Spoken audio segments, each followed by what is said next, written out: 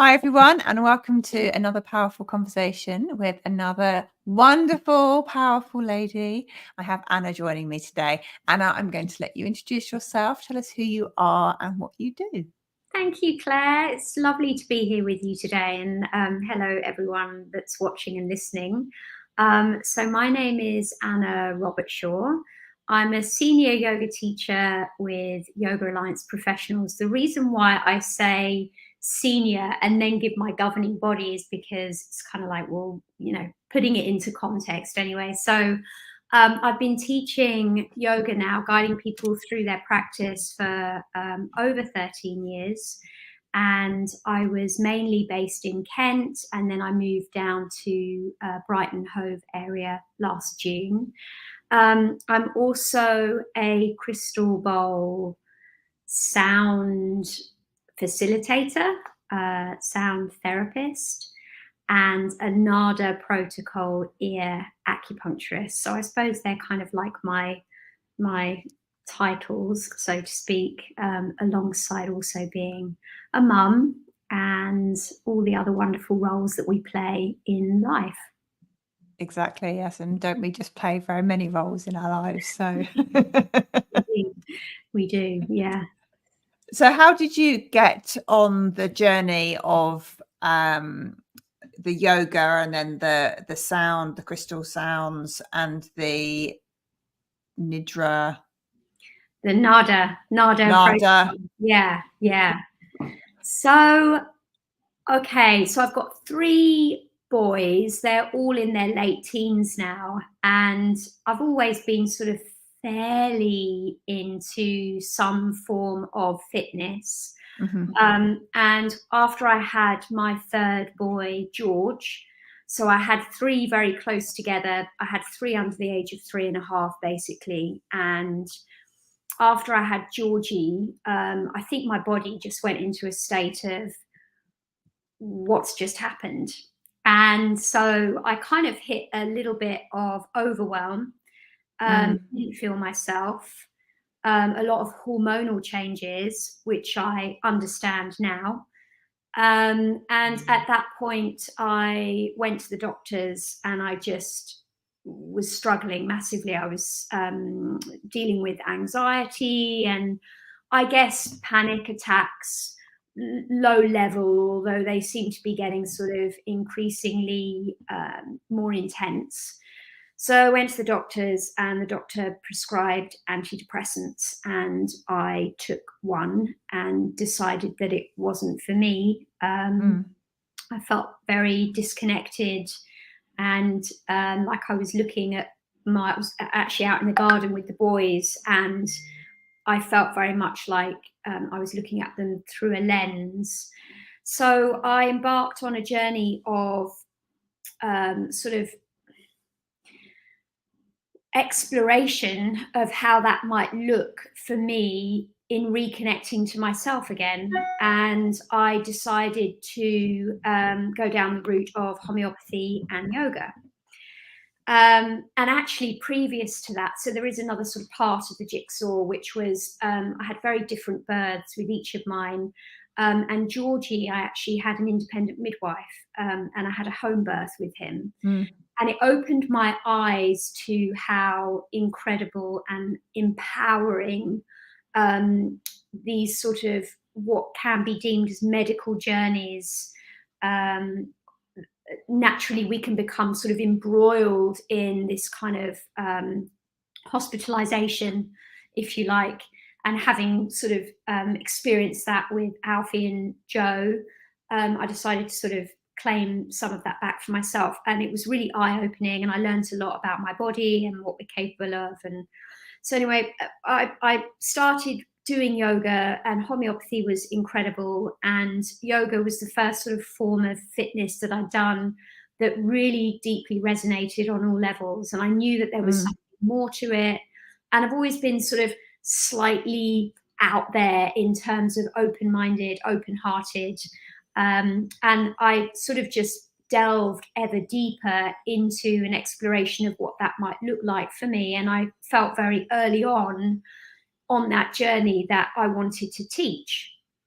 So I sort of started doing my yoga shopping, and there were a couple of close friends of mine at the time that were interestingly also just embarking on their yoga teacher trainings. And so it was, it was an incredible sort of process. And unfortunately, in my exploration in sort of going deeper into my world then and what that looked like for me going forwards, and I suppose you can call it like an evolution, a progression of how I wanted to be as a mum, as a woman, bearing in mind I had my kids fairly young. I mean, not massively young, but I was in my early 20s. So kind of like my eldest is just 20, and I look at him and think, wow, it was only kind of in 3 years' time that I was having him, and still consider him a wonderful young man, but still very young. So I suppose one could say that I didn't really know myself very well. And so that was the beginning of my journey. And then my marriage, unfortunately, to the boy's dad ended. And so it was sort of, an exploration then of, I don't know, life as a single parent. But I was very fortunate. The boy's dad was co-parenting with me. But I mean, I look back now and I think, my God, I feel like I've had about 6 lives so far.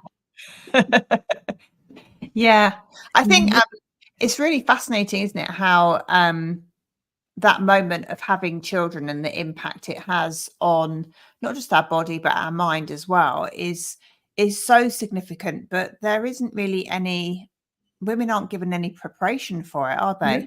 It's no. just kind of, I happened upon hypnobirthing, but that's because I was already doing yoga and was kind of looking at those sorts of things at the time. So I had sort of some sort of awareness, but I still didn't know anything about what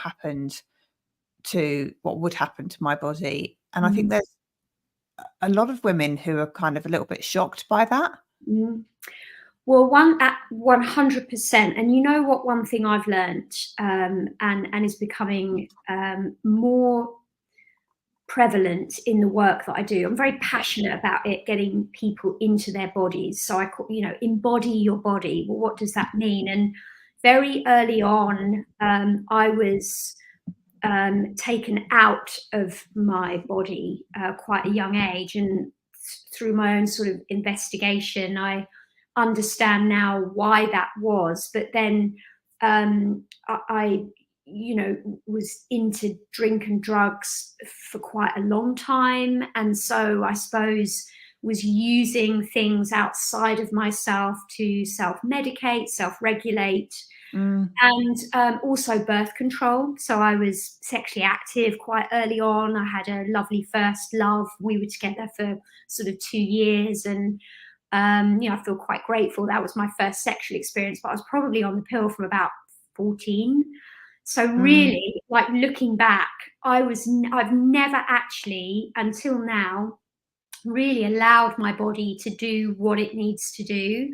And one of the things that struck me in childbirth was very much, I didn't know how to trust and surrender into my body, that it knew what it had to do. And through my own fear and the inability I had at that point to be in my body and really kind of inhabit my space, I stalled my own birth, and I went into constriction and resistance. And so with Alfie, I had all the modality, like all pain relief, epidural, Ventouse, everything. And then actually, fortunately, with Joseph, he was so quick, almost didn't have time. I had tiny little bit gas and air, but interestingly, that took me out of my body and I didn't like it. And with George, nothing at all. But I do think, and funnily enough, kind of going back to the question that you first asked about my journey with the different modalities, all of these modalities that I now use, the NADA protocol came into my life when my dad was terminally ill, and my very dear friend Sarah was using the NADA protocol. 5 points in the ear, each ear, hits the sort of main organs, if you like, and she was using that to kind of keep me buoyant and my energy reserved for me while we were navigating that really challenging time. And unfortunately, Dad died. But what I also learned, bringing those two tales together, if you like, of my life so far, was that childbirth was a release, and from what I could see, death was also a massive release. And how, you know, all of these cycles that we go through in life, our cycles as women, probably cycles that men have. I don't know. I'm not a man, but you know, and how there's just this continuous kind of like, you know, wave-like motion throughout all of our lives, and we're just continuously having to embrace this kind of these constant changes and transitions in ourselves, let alone what's happening, you know, around us. Yeah. I mean, it's really quite mind-blowing. And I that story when you're talking about the difference in your childbirths, I had a similar one, because I had every intention of my eldest being a natural birth using hypnobirthing, etc. And you know, nature had other things planned for me. But it was fascinating how when at the hospital we changed midwives, because I'd been there so long. And the second midwife came on, and she was, oh, well, you can't possibly be in enough pain. And you're going to have to go, we're going to have to start inducing you, blah, blah, blah. And my contractions just stopped. They just stopped. Yeah. Because my body was like, I'm not doing this. I didn't feel safe. It's like, I'm not having it. So, you know, I had to get my husband to go and find the head midwife and say, I'm really sorry, but I'm not letting my wife give birth with that lady in the room, because she doesn't have any empathy. Absolutely. And as soon as we switched back to somebody who was empathic, and, you know, it was all fine again. But my body knew that it wasn't right to have this lady there. And then the second time around, like you, at home and very, very safe environment, I thought I might need paracetamol or something like that. Didn't even cross my mind in the moment. And it was just so natural.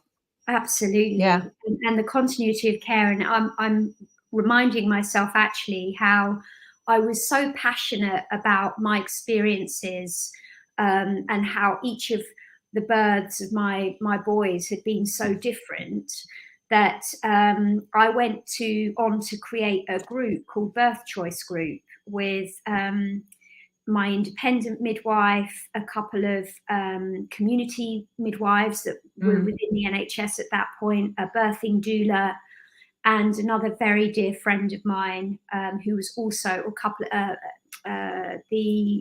oh goodness, my brain, the very famous group that's set up in local, a lot of parents. Yes, I didn't ever join it. The one that, So anyway, there were lots of different influences, and because, again, going back into the medicalization of these very natural processes, birth and death, the medicalization, and therefore then the sterilization, which is another theme. But, you know, we set up this group because right from the outset, I didn't even think about this, but, you know, you find out you're pregnant, the first thing you do is call your doctor up.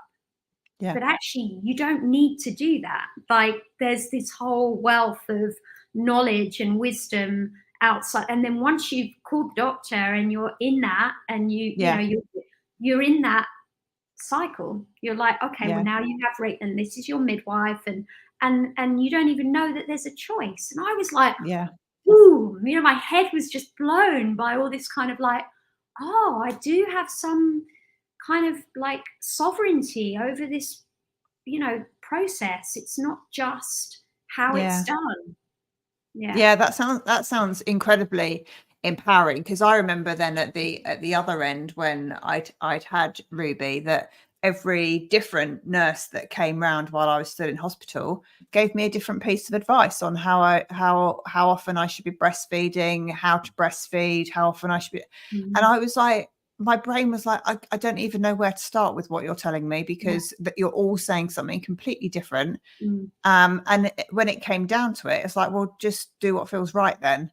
And that seemed to work better. Yes, I had some structure from books I'd read, but I was so cross with the contradictory advice I was being given by people that were supposed to be professionals.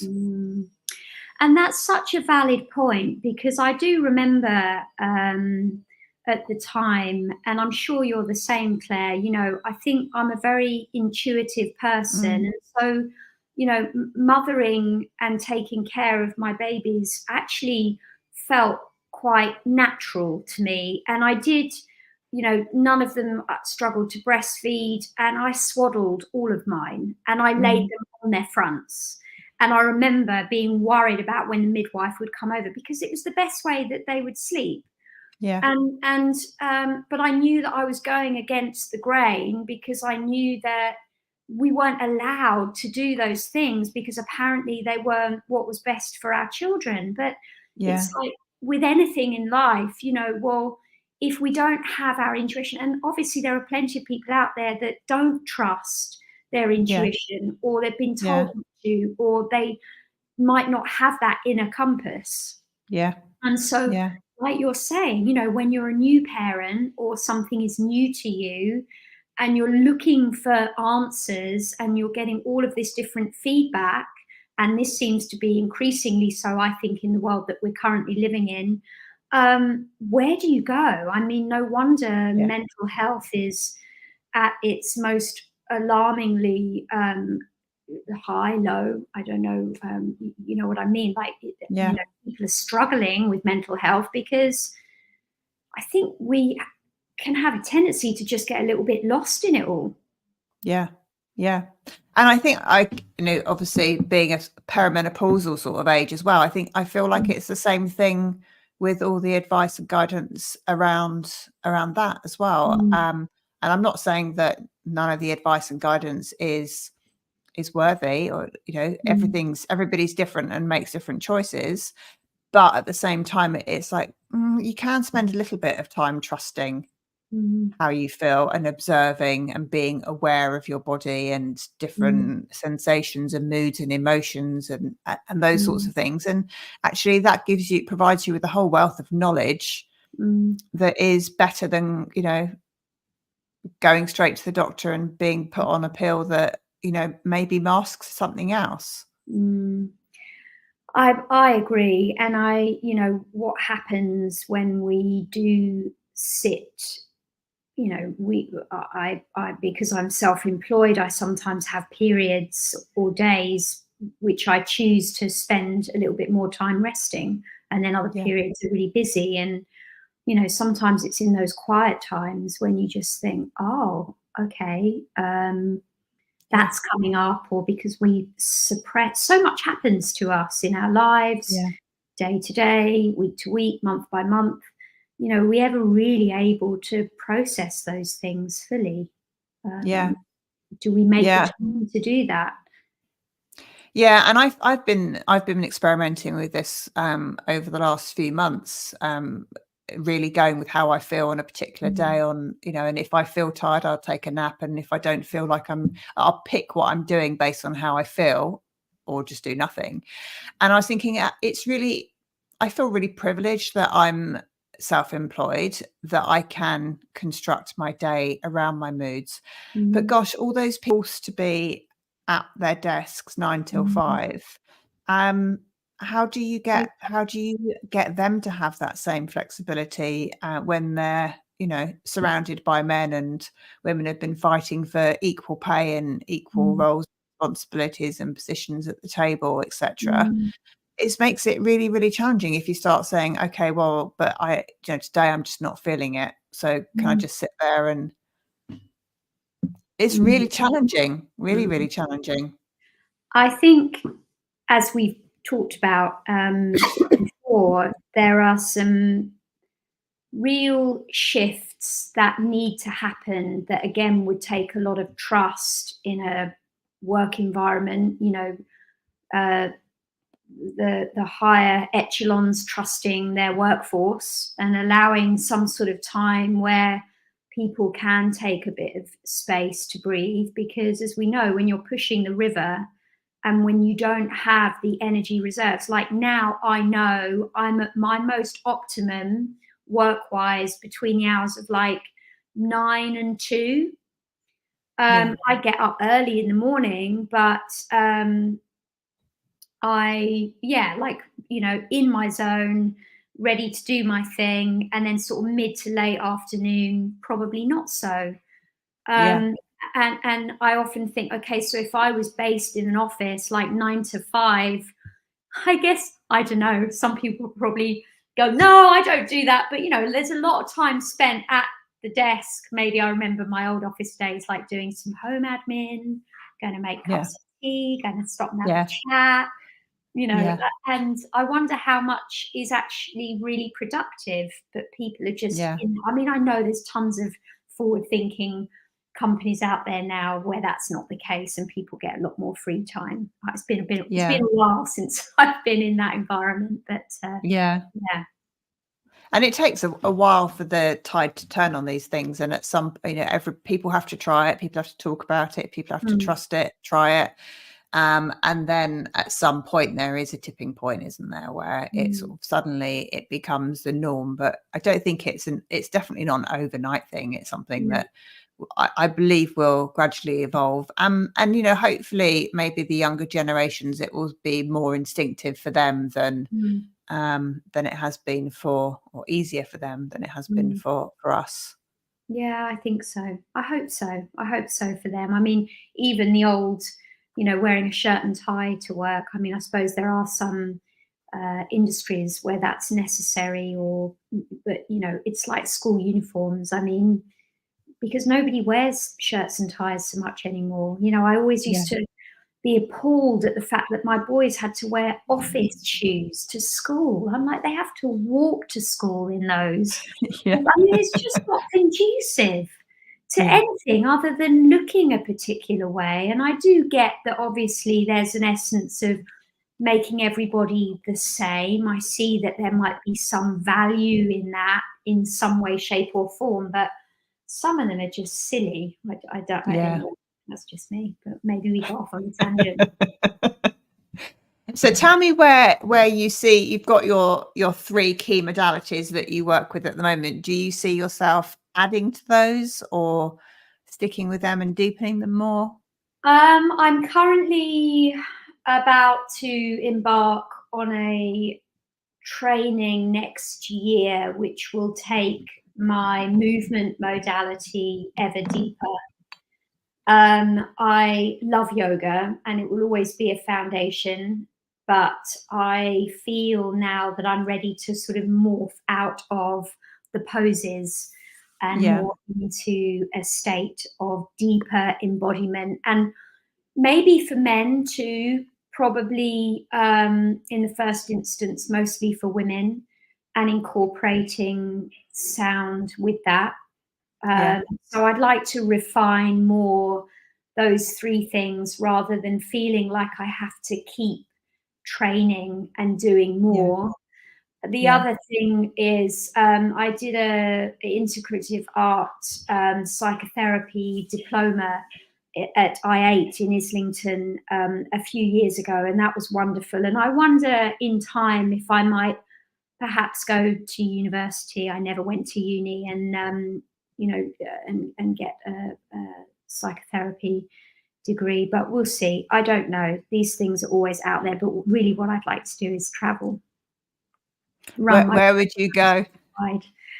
Oh, anywhere. Anywhere that's not the UK.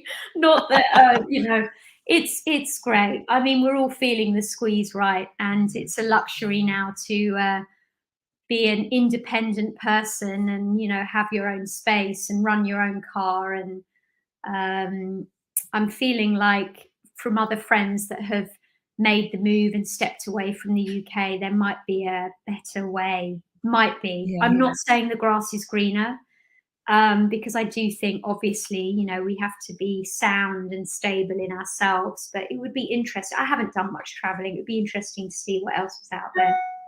So watch this space. Yeah, no, I hear you, and I'm definitely one that will probably be following, not necessarily the hot sun, but following at least more of the sunshine around the world over the latter parts of my life, I'm sure, because you know, I really love traveling. I love that immersion into different cultures and just observing the way that, you know, different people behave and interact. And I could sit somewhere abroad and just observe for hours. It's really good fun. And if I was an artist, I would sit there and draw. Me too. Amazing. But I'm not an artist. You are not an yet. artist. You are. You are. We're all an artist. We've all got an artist in us somewhere. We do, definitely. That's brilliant.